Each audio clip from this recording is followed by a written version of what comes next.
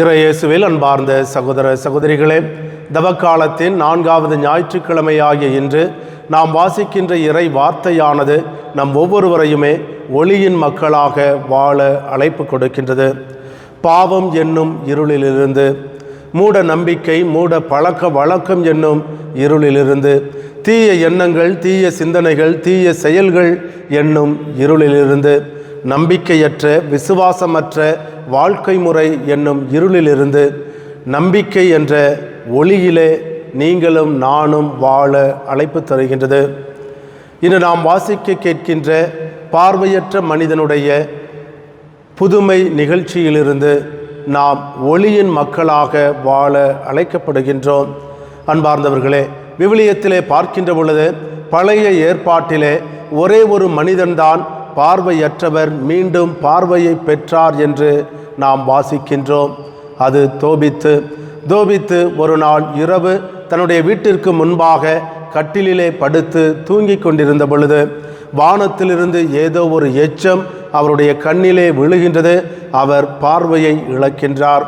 அப்படி பார்வையை இழந்தவருக்கு ரஃபேல் தூதர் வழியாக கடவுள் மீண்டும் பார்வையை திருப்பி தருகின்றார். அவர் ஒருவர் மட்டும்தான் பழைய ஏற்பாடு முழுவதுமாக பார்வையற்ற மனிதனாக இருந்து மீண்டும் பார்வை பெற்றவராக இருக்கின்றார். நற்செய்தியிலே மொத்தம் 3 பார்வையற்றவர்களுக்கு ஆண்டவர் இயேசு கிறிஸ்து பார்வையை கொடுத்தார் என்று, அதிலே 2 பேர் தங்களுடைய வாழ்க்கையில் ஏதோ ஒரு சூழ்நிலையிலே ஏதோ ஒரு காலகட்டத்திலே பார்வையை இழந்தவர்கள். மார்க்கு நற்செய்தி 8வது அதிகாரம் 10வது அதிகாரம், இந்த 2 அதிகாரங்களிலுமே நாம் பார்க்கின்றோம். இவர்கள் இருவருமே ஏதோ ஒரு காலகட்டத்திலே பார்வையை இழந்தவர்கள். பிறக்கும் போதே பார்வையை இழந்தவர்கள் கிடையாது. மாறாக இன்று நாம் வாசிக்க கேட்ட நற்செய்தியில் வருகின்ற மனிதன் பிறவியிலேயே பார்வையை இழந்தவர். பிறக்கின்ற பொழுதே பார்வையில்லாத மனிதனாக இந்த உலகத்திலே பிறந்தவர். இந்த உலகம் எப்படி இருக்கின்றது என்பது அவருக்கு தெரியாது. இந்த உலகத்தின் அழகு, வண்ணம், சிறப்பு எதையுமே அவர் பார்த்தது கிடையாது.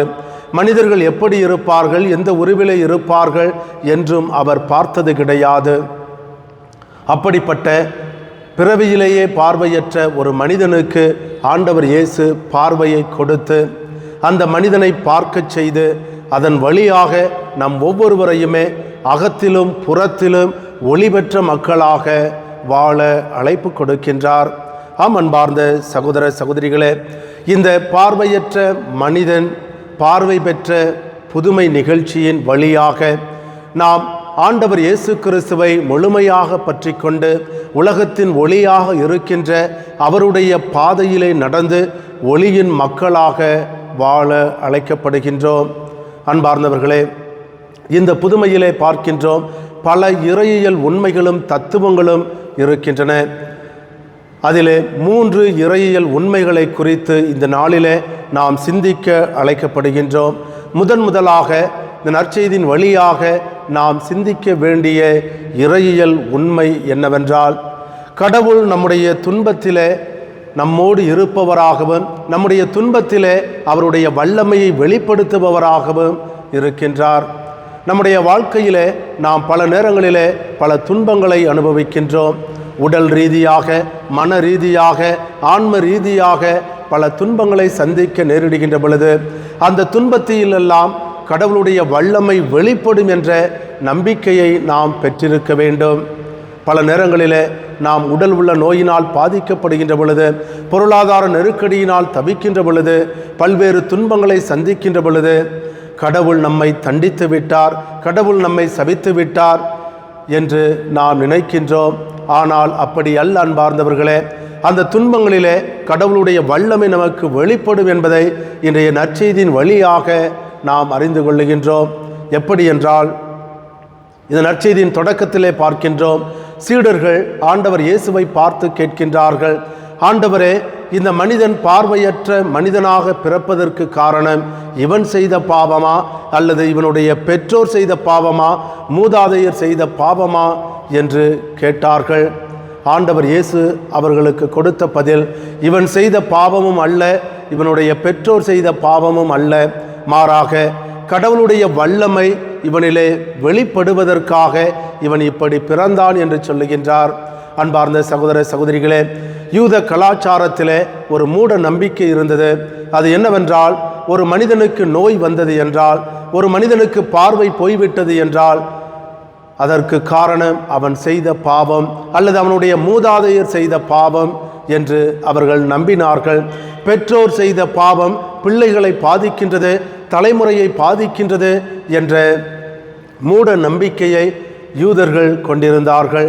காரணம் என்னவென்றால், விடுதலை பயண புத்தகம் 20வது அதிகாரம் 5வது வசனத்திலே யாவே கடவுள் இவ்வாறு சொல்லுகின்றார்: நீங்கள் வேற்று தெய்வங்களை வழிபடுவதை நிறுத்திவிடுங்கள். வேற்று தெய்வ வழிபாடு என்பது நான் விரும்பத்தக்கது கிடையாது, எனக்கு அருவருக்கத்தக்கது. யாரெல்லாம் சிலைகளையோ வேறு தெய்வங்களையோ வழிபடுகின்றீர்களோ அவர்களை நான் தண்டிக்கின்றேன். அவருடைய பிள்ளைகளை 3-4 தலைமுறை வரை தண்டித்து திருத்துவேன் என்று யாவே கடவுள் சொல்லுகின்றார். அதன் அடிப்படையிலே யூதர்கள் பெற்றோருடைய பாவம், மூதாதையருடைய பாவம் பிள்ளைகளை பாதிக்கும் என்ற நம்பிக்கையோடு வாழ்ந்தார்கள். அதை மாற்றி ஆண்டவர் சொல்லுகின்றார்: உங்களுக்கு துன்பம் வருகின்ற பொழுது, நோய் நொடியினால் நீங்கள் பாதிக்கப்படுகின்ற பொழுது, அது உங்களுடைய பாவத்திற்கான தண்டனை அல்ல, உங்களுடைய பெற்றோர் மூதாதையர் செய்த பாவத்திற்கான தண்டனை அல்ல. மாறாக அந்த துன்பத்தின் வழியாக கடவுளுடைய வல்லமை உங்களுக்கு வெளிப்பட போகிறது என்ற ஒரு நம்பிக்கையை ஆண்டவர் தருகின்றார். ஆம், அன்பார்ந்த சகோதர சகோதரிகளே, நம்முடைய வாழ்க்கையிலே துன்பம் வந்தது என்றால் அதை தண்டனையாக எண்ணாமல் அந்த துன்பத்திலே கடவுளுடைய வல்லமை, கடவுளுடைய அரும்பெரும் செயல் வெளிப்பட போகிறது என்ற நம்பிக்கையிலே நீங்களும் நானும் வாழ வேண்டும்.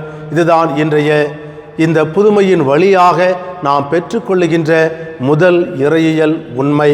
இரண்டாவதாக நாம் பெறுகின்ற இறையியல் உண்மை செய்தி என்னவென்றால், கடவுள் எப்பொழுதுமே நம்மை தேடி வருகின்றவராக இருக்கின்றார். விவிலியத்திலே பார்க்கின்றோம், எப்பொழுதெல்லாம் மனிதர்கள் பாவம் செய்தார்களோ, எப்பொழுதெல்லாம் கடவுளை விட்டு விலகிச் சென்றார்களோ, எப்பொழுதெல்லாம் இருளான வாழ்க்கையை வாழ்ந்தார்களோ, அப்பொழுதெல்லாம் கடவுள் அவர்களை தேடிச் சென்று அவர்களுக்கு மீட்பு என்னும் ஒளியை கொடுக்கின்றார். அதே செய்தியைத்தான் இன்றைய நற்செய்தியும் நமக்கு தருகின்றது. கடவுள் நம் ஒவ்வொருவரையும் தேடி வந்து மீட்பவராக இருக்கின்றார். எப்படி என்றால், இன்றைய நற்செய்தியிலே பார்க்கின்றோம், இந்த பிறவியிலேயே பார்வையற்ற மனிதன் ஆண்டவர் இயேசு கிறிஸ்துவை தேடி செல்லவில்லை.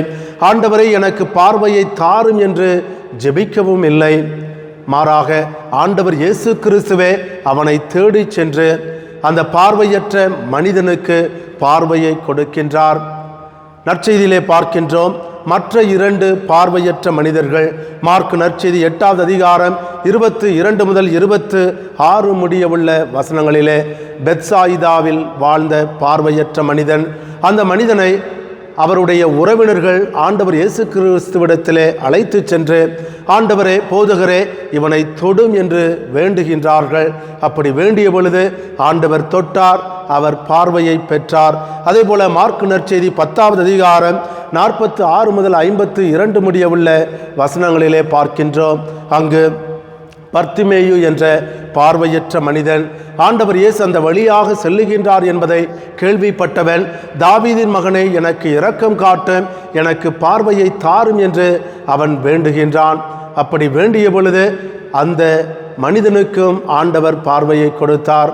ஆனால் இன்றைய நற்செய்தியிலே இந்த பிறவியிலேயே பார்வையற்ற மனிதன் ஆண்டவரிடத்திலே வேண்டவில்லை.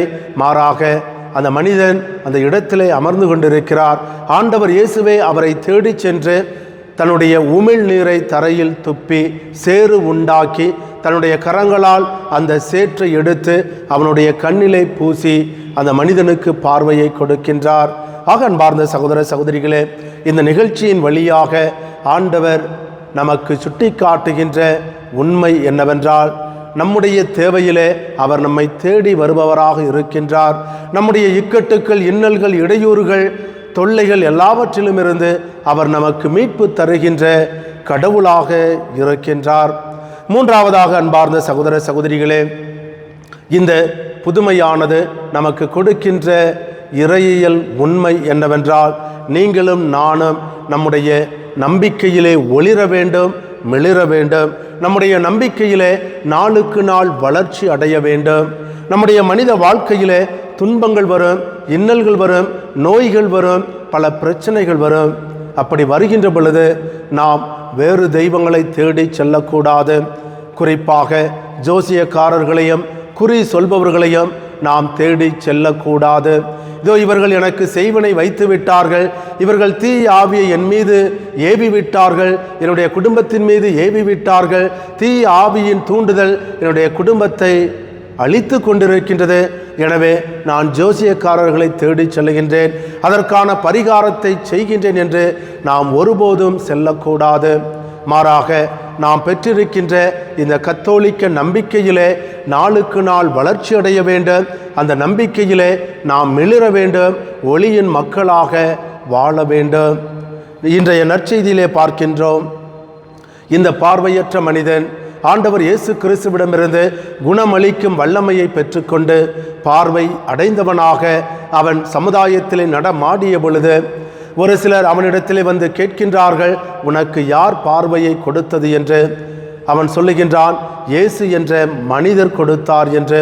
முதலிலே இயேசுவை அவன் ஒரு மனிதனாக பாவித்தான், மனிதனாக ஏற்றுக்கொண்டான். இரண்டாவதாக பரிசேயர்கள் அவனிடத்திலே உனக்கு யார் பார்வையை கொடுத்தது என்று கேட்டபொழுது ஒரு இறைவாக்கினர் கொடுத்தார் என்று சொல்லுகின்றான். இயேசுவை மனிதனாக நினைத்தவன் அடுத்த கட்டத்திலே இறைவாக்கினனாக ஏற்றுக்கொள்ளுகின்றான்.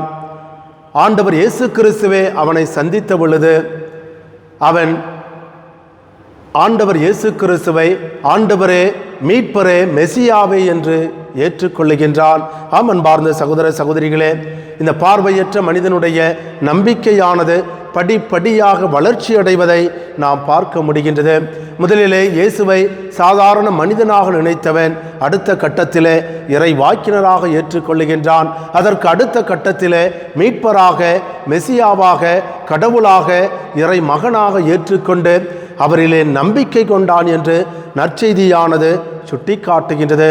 இதேபோல்தான் அன்பார்ந்த சகோதர சகோதரிகளே, கடந்த ஞாயிற்றுக்கிழமை நாம் வாசிக்க கேட்ட சமாரிய பெண்ணுடைய உவமையிலும் அந்த சமாரிய பெண்ணும் படிப்படியாக தன்னுடைய நம்பிக்கையிலே வளர்ச்சி அடைந்தால், படிப்படியாக அந்த நம்பிக்கையை வெளிப்படுத்தினாள்.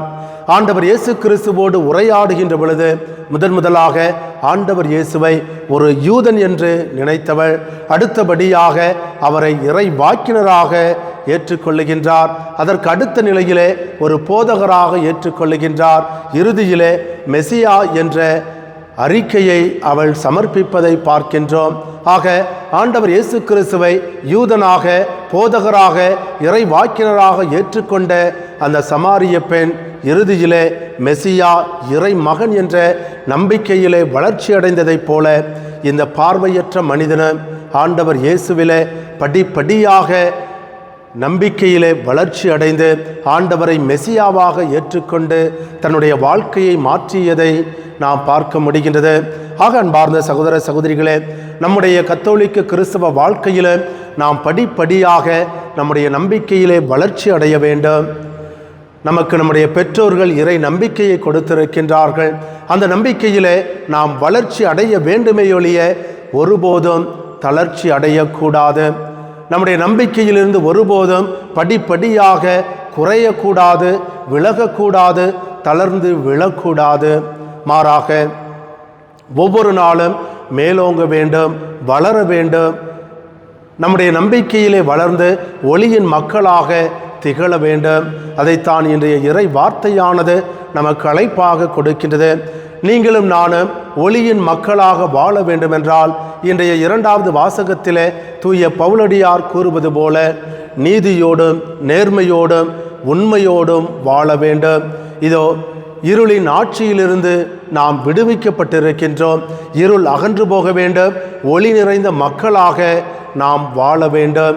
அதைத்தான் தூய பவுலடியார் ரோமேயருக்கு எழுதிய திருமுகம் 13வது அதிகாரம் 12வது வசனத்திலே அழகாக சுட்டி காட்டுவார். இதோ இரவு முடிய போகின்றது, பகல் நெருங்கி வந்து கொண்டிருக்கின்றது.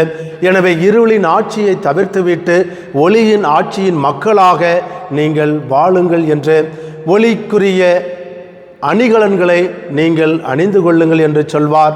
ஒளிக்குரிய அணிகலன்கள் என்பவை அன்பு, உண்மை, நீதி ஆகியவையாகும்.